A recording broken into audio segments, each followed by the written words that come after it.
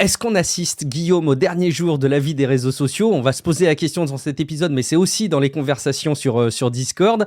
Ils sont probablement pas prêts de disparaître, hein, les réseaux sociaux, mais on peut quand même s'attendre à ce qu'ils soient plus jamais ce qu'on en a connu. Oui, parce qu'on disait dans un supplément que bientôt, on aurait tout un tas de vidéos génératives sur TikTok, Instagram, tout ça, qui montreraient des performances qui, du coup, n'auraient plus aucun sens. Parce qu'un mec qui sculpte un grain de riz ou un time-lapse d'un gars qui peint une fresque sur un mur, bah, moi, perso, ça me gave, hein, mais bon, je conçois que ça soit une performance qui puisse fasciner, tu vois. Si c'est une vidéo générative, quel intérêt? Si c'est même pas un vrai mec qui fait un vrai truc cool ou difficile, voilà, c'est rien du tout, quoi. C'est juste un abruti qui a mis 50 centimes dans Environ 3 pour tenter de gratter un peu de pognon sur la viralité du truc. Et on discutait, en fait, c'est marrant parce qu'on discutait de ça la semaine dernière, d'un problème futur Ouais, pour les plateformes. ouais. Tu as des plateformes qui se nourrissent, hein, de ce type de vidéos purement divertissantes, qui sont ouvertement des bouffetons d'ailleurs, hein, des bouffetons creux, et qui allaient devenir tellement plus creux qu'elles risquaient de s'effondrer sur elles-mêmes à force d'être creuses. Et puis, Reddit, voilà. Cacahuète nous le relaye, mais en fait, je l'avais vu passer avant, sur le subreddit Stable Diffusion. Ce sont des vidéos génératives de timelapse de gens qui peignent des illustrations. Alors là, en l'occurrence, une fille animée, stylé manga, quoi.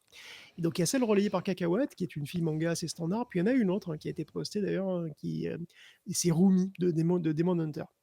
Et c'est un peu la même chose, quoi. C'est un timelapse. Alors, comment ils font? Parce qu'en fait, il faut un peu de travail. Et ce timelapse, c'est un montage en fait d'une vingtaine de vidéos. Puisque donc, il y a Elari, hein, le créateur de la vidéo, qui a partagé son workflow. Et donc, il a utilisé Coin Image Edit pour créer les images clés et probablement pour les modifier exactement comme il voulait. Donc par exemple, voilà, entre la feuille blanche et un premier croquis, puis un croquis vierge et une première phase de coloriage, puis une autre phase de coloriage, et tout ça jusqu'au dernier segment où l'image est complète et le gars retire la feuille pour avoir une nouvelle feuille blanche, comme ça boucle, tu vois? Donc une fois qu'il a ces images clés, ben il va utiliser One 2.2 pour générer les vidéos avec les images et un prompt. Et après, il fait évidemment un montage minimal, et puis voilà, c'est ça. Et donc tout ça est fait purement en local, hein, avec des IA 100% chinoises, 100% open source, hein, qui sont d'ailleurs distribuées par Alibaba, puisque One et Coin Image Edit, c'est Alibaba. Donc n'importe qui, avec une grosse carte graphique, peut créer ce genre de vidéo gratos et en inonder TikTok.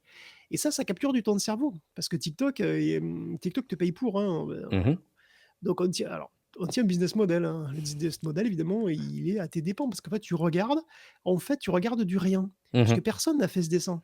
Personne n'a filmé son travail, ses efforts. Cet effort qu'il est si satisfaisant de faire passer en 50 secondes. Mhm.